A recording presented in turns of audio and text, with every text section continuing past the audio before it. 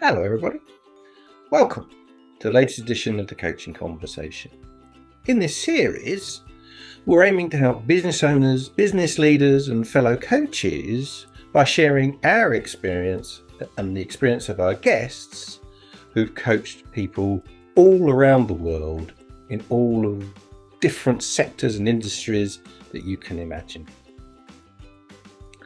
So, very little more to say other than please now sit back, relax, and enjoy this edition, and look out for a special offer for our loyal audience at the end of the programme. Hello, everybody, and welcome to another edition of the Coaching Conversation.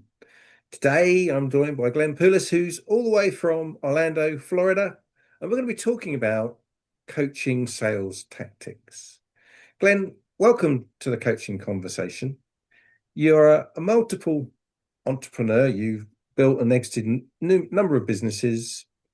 You've written books. You're a public speaker, and you give people advice on building sales. Just give us an insight. Give us a bit of your backstory. Yeah, so getting up there, I'm into the fourth decade now, so 40 years in the business kind of thing, and they keep clicking away no matter what you do, eh? But yeah, I joined sales in 1985, and I was a failed government civil servant, and I guess they said I didn't have the right kind of mentality for that, so I went off to be a sales guy in 85, and in 91. I was fortunate enough to leave and start my own company, selling similar products to what I had been selling at the time, and ran a company for 15 years in the telecom space in Canada. Sold the business. I got another chance to start another company in 2007, which uh, which grew quite nicely through 2022, where we sold to private equity in 2022. I worked for them for a couple of years and sold had sold the business, and then I exited them at the end of 24 and bought a new business in a different market, but a similar kind of business in Florida in 2024. In 2024 January, and I've been at it for a couple years now.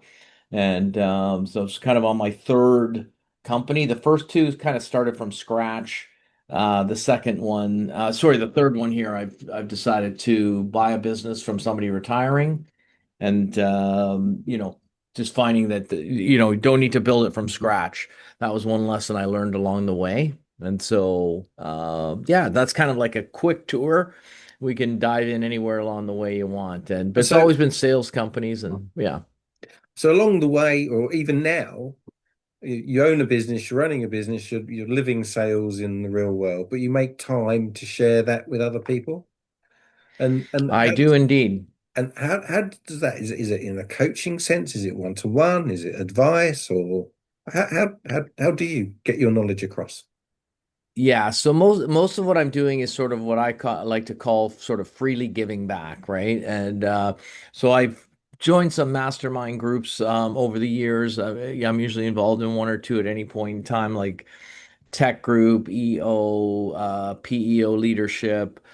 These are cohorts of entrepreneurs and other groups where we're exchanging, and it's almost like a bartering kind of thing, right? One guy's a finance expert and I'm trading him with my sales savvy, and but I'm not really taking on like coaching clients and charging them a fee or anything like that. I'm more giving back what was given to me freely, and sort of paying it forward. And usually the return to me is like I learn other things from other companies and stuff like that. So that's kind of the gist of that part of it. Yeah, I've got a lot of experience myself in these executive peer groups where business owners get together and Yeah.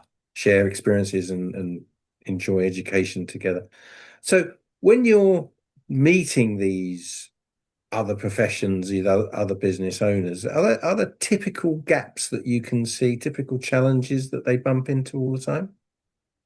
Well, a lot of times what I'm getting involved in the is in the area of their sales, right? Sales, a little bit of marketing, but mostly they're reaching out to me and asking me for help in the sales arena. And a lot of times what I'm seeing are misalignment between the compensation model and the results that the owner is getting, right? And people, like I like to explain to the owners, is people do what you pay them to do, right? And it's a natural inclination. It's not they're not being sneaky or anything. It's just that they're naturally inclined to figure out how they make money the easiest and best way. And so if you're paying them to behave in a certain manner, that's exactly what you're going to get.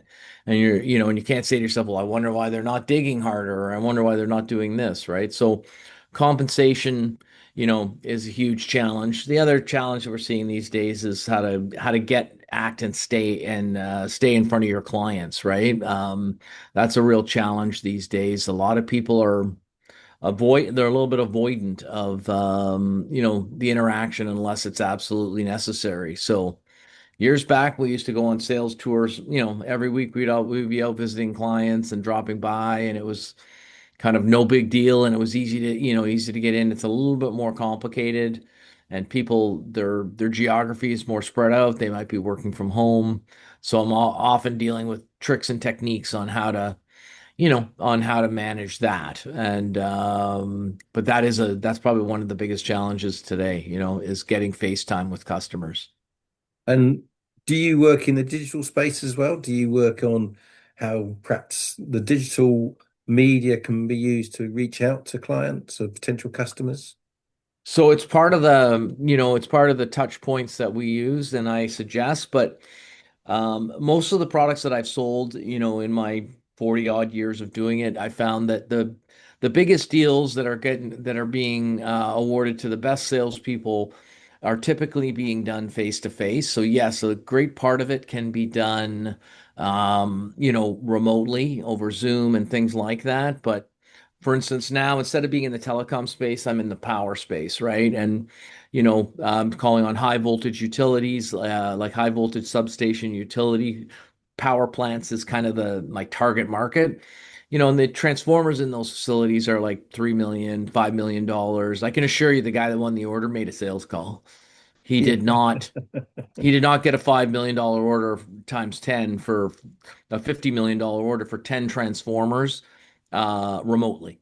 And so yes, there are products that, maybe it's low cost and it's not feasible. And then so they're catered towards they cater themselves towards being sold remotely, and that's fine. But you can't say, well, hey, I'm selling a SaaS product for $99 a month and I do it remotely all day long. So if you want to buy a jet, fly with me on Zoom and then send me an order for $40 million, right? And so that's the point I'm trying to make, is that, when you're selling products to people, you're selling solutions to their problems and how it'll make them feel, right? And a lot of times it's hard to get that across over Zoom. And so, Yeah. yeah. Or if it's a very technical sale as well, I guess is another aspect of that. Yeah. Yeah. So what are the techniques for getting the door open when otherwise people are very reluctant to see you? How do you persuade them to give you their time? Yeah, so that's like $1 million question, right? Because a lot of people are very avoidant. So, so it's really a combination of things, right? One, you do have to pick up the phone, so you have to try to connect with them. And it's evolved for us. It's evolved, right? Like before, we used to call them at their desk, leave a voicemail. A lot of times they would call you back, right? So now people, you ring their desk phone, they don't pick it up. It's like go to voicemail. And I mean, if it's their boss, they call them back. And if it's anything else, they just hit delete, right? And Yeah. they look over and they've got 78 unheard voicemails, right? And they think, well, I still have my job. So I didn't avoid one from the boss, so I'm fine, right? But but what we do is we create a cadence where we reach out to them by phone, we leave a message, and we say, hey, we're gonna send you an email, and then oftentimes what we'll do is we use a tools like Apollo or Seamless or Cognism or whatever as a data mining tool, which is these things are the lifeblood of sales now, where it'll get you their mobile phones, it'll get you their desk phone, it'll get you their office phone, their extension, and oftentimes you can get access to their assistants and things like that. And so oftentimes then what we revert to, because I'm dealing with engineers, and a lot of times I'm dealing with the end users of products, is that we'll text them and we'll say, hey, it's Glenn from Prague. I want to reach out, let you know I'm going to be calling, emailing, so you recognize the name and number. And what happens is you create a by sending them a text and and then phoning them on their cell and then phoning them at their desk and sending them an email, you create an ecosystem of where all of their, the cookies in their system start to recognize who you are, and they say, oh, that might be Glenn from Prague, USA, right? And they're like, now it's not just some random number from Florida, Mhm. and so eventually they may pick up, right? Um, and if you can't get a hold of that person, then oftentimes you'll have to sometimes try to get a hold of other people that are in the same department and get in that way. And, and then say, hey, can you introduce me to Jack? Right. And, one person may be easier than another. You can't just give up after the first person. And the other thing that is extremely valuable if you're in the face-to-face market is trying to go to the trade shows where these people attend, and then that is a huge catalyst to getting some FaceTime with them later, where they've actually, not broken bread with you, but at least they've met you at your booth, and you're now following up, and who the right person is, or you're talking to them and they're saying, hey, I'm not the right guy for that, you should talk to Bill, right? And and so we use trade shows as a huge anchor to, to solidify our point of entry with any one customer, right? And trying to get to the right person. So, but beyond that, there isn't any rocket science, and there isn't any magic bullet, right, to solve the problem. You have to keep at it. You want to give it a bit of a run where, you've emailed, called, texted them, and what have you, and then if they don't respond or whatever, you have to leave it alone for a while, maybe revisit them later. You don't want to turn into a stalker, right? No. Because then then you might find yourself getting either blocked, or that's not a good look, right? We always want to maintain a good look in sales and not be annoying, and and oftentimes, the timing is not right. Like, you think you've got the greatest, flux capacitor, and that somebody should buy it from you, right? But they may not be in the market for flux capacitors at that moment, but 6 months from now, they might be.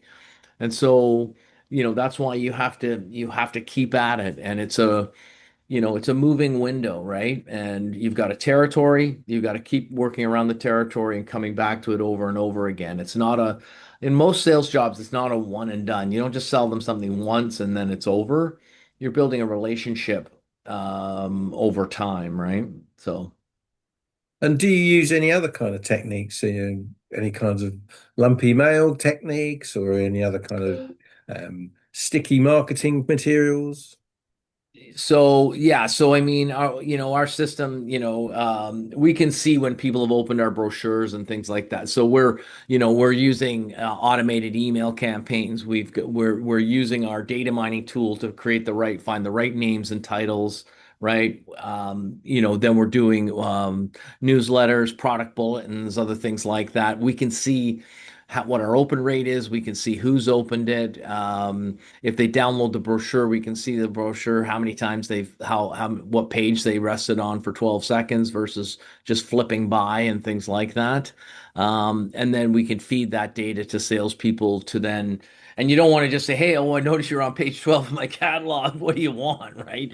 You have to pattern it in a little bit later, but you want to have the right amount of time, but not too quickly, right? And so we're doing a vast array of emailing.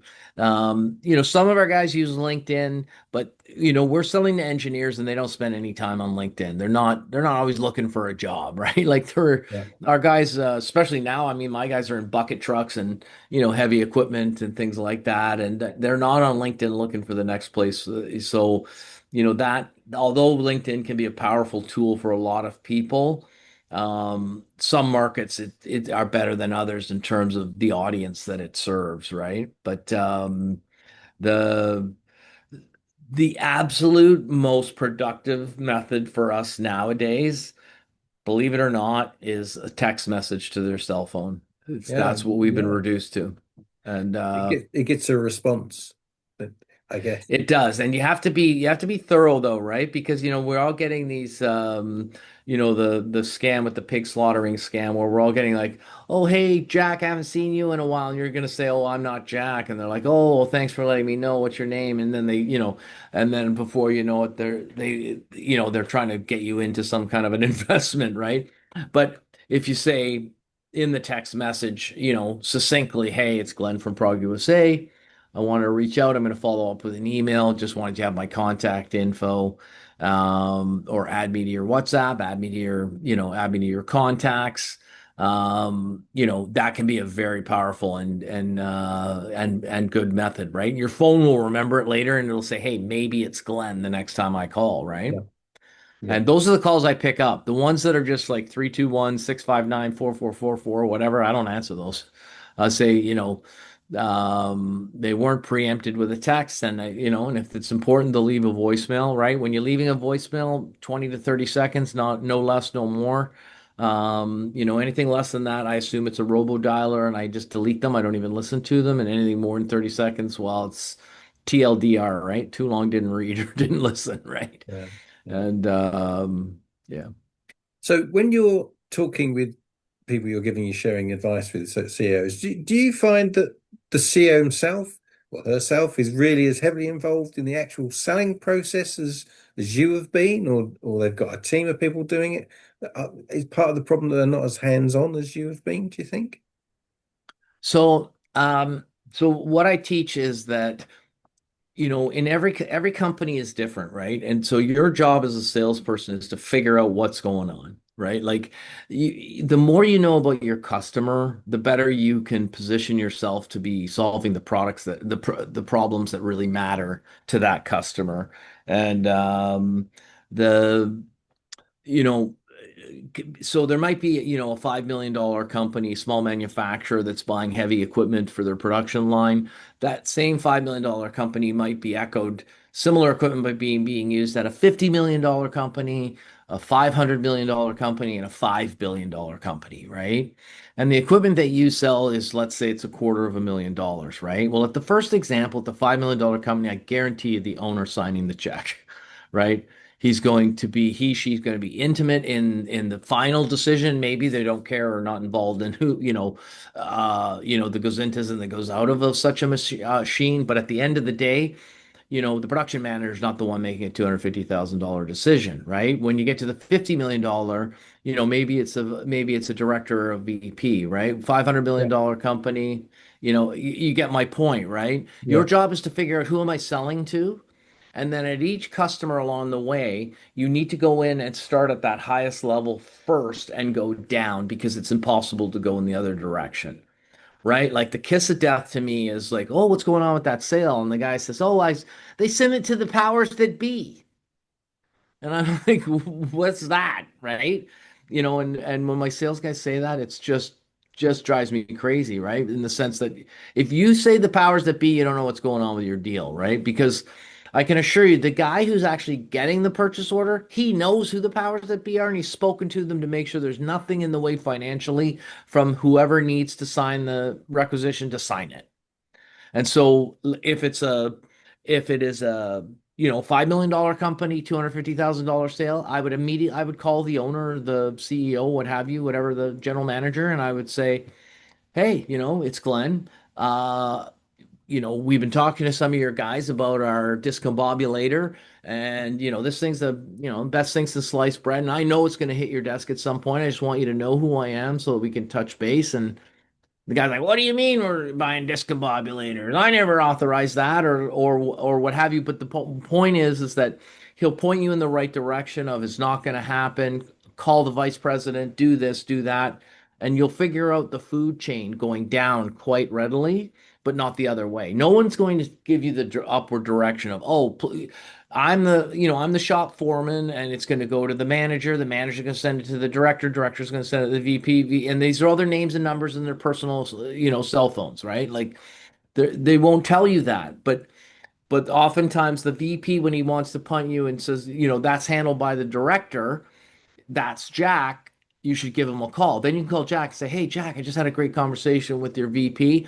He's, gangbusters over this new flux capacitor that we sell, wants us to get one in for you guys to have a look at. And the guy's like, I don't deal with that. That's my foreman that does it. And then you can call the foreman and you can say, hey, I've been on the phone all day with your people. I'm at the, talk to the owner. The owner pushed me to the VP. The VP's excited. He suggests I talk to the director who said you need to get this thing in here as soon as possible, right? And then, I always explain to people when they want to look at things, you never fax the facts and you never ship the shit, right? You always hand deliver everything that you can. You don't email it if you can deliver it. You don't like, and you if they want demos or presentations, you only ship it if it's a weight issue, and you can meet your product there or you hand deliver it, right? And the customer's like, oh, just ship it to me, and no, we have to set it up.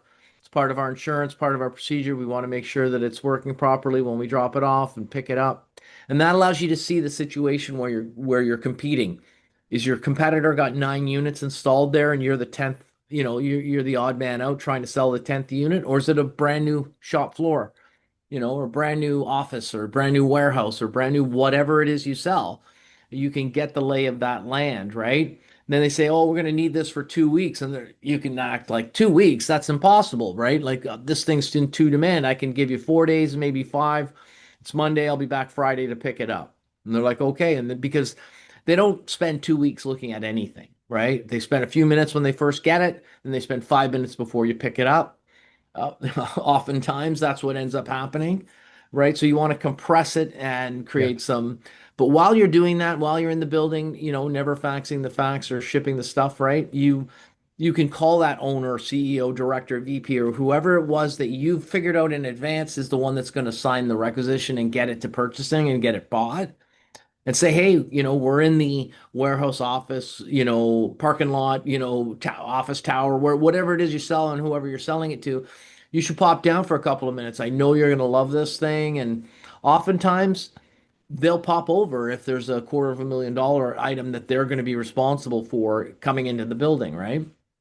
And so this is the method and the way that I teach you how to do it. And it's never failed me, right? So uh And do you find that the people who you're showing these methods to, these tactics to, do you find that they experiment with them readily, or is there some reluctance? How do you find their reaction? Well, the typical reaction nowadays is, well, why can't I just do a Zoom call and do it from the comfort of my home and ship them the product and pray that they work and then have them send it to the powers that be and not know anything about my customer and pray that I get an order, right? Like I see that a lot. And it's it's rare that the true hunter, exists, right? And it's one thing like, they talk about hunters and farmers, right? I mean, usually when I'm talking to people, I'm talking at the tip of the spear, people that are hunting for new business and not a guy that's got a customer that buys $50 million a year and you're managing the account. That's a whole different animal, right? That's Yeah. account management and so, but a lot of people nowadays, do they experiment with it? Yeah, they experiment and seeing how much of it they cannot want to do. But in the end, you realize that the people that are really getting the big checks and getting the big commissions and getting the deals, they're doing it. They are doing it. You can argue all you want, right? But the people that are winning, you know, and I've seen it so many times, I have a new business. I've been doing it for 2 years now. Some salesmen have come and gone, and I've gotten to really get a keen, sense of salespeople and their methodologies. And you can see the guys that hit the road, they're forming a genuine rapport with clients where the clients like talking to them and allowing it to evolve into a natural relationship that's going to withstand the test of time, whether we get the deal or not, right? Because we always want to be invited back. We don't want to misbehave on one deal and have them never invite us back because we didn't cooperate when we lost the deal for something outside the realm of our control, right? So, Glenn, it's been great yeah, talking to you. We're coming to the end of the program. It's been great okay. hearing the war stories, the real scars on the back experience of someone who's spent 40 years selling. So thank you for that. Thank you for your time. If any of the audience want to know more, Ben, how can they find you? So they'll see that quite active on LinkedIn, posting every day. I'm a top voice on LinkedIn. That's the easiest way to get a hold of me. They can go to my website, connect with me there, and what have you. But if they want to communicate and ask questions, collaborate, discuss, I'm easily accessible on LinkedIn. And just LinkedIn/Glenn Poulos, and I'm happy to connect with them and have a chat. Fantastic. Glenn, thanks for your time. And that's it for this edition. We'll see you next time. So there you have it, the latest edition of the Coaching Conversation. Hope you enjoyed it, hope you found it useful, and I hope it did what it set out to do. As promised at the beginning of the programme, here is a special offer for you, our loyal audience. If you reach out to me at gwiley@sagedream.com and mention this podcast, we'll make available to you a coaching programme for you and all your team at a 50% discount. So where can you reach us? So it's definitely gwiley@sagedream.com. You can also reach us at the executive mindset at sagedream.com, and our website is clearly theexecutivemindset.co.uk. If you enjoyed this, do please leave us with a wonderful rating on Google. We'd really appreciate that. So nothing more for me to say now other than see you again soon.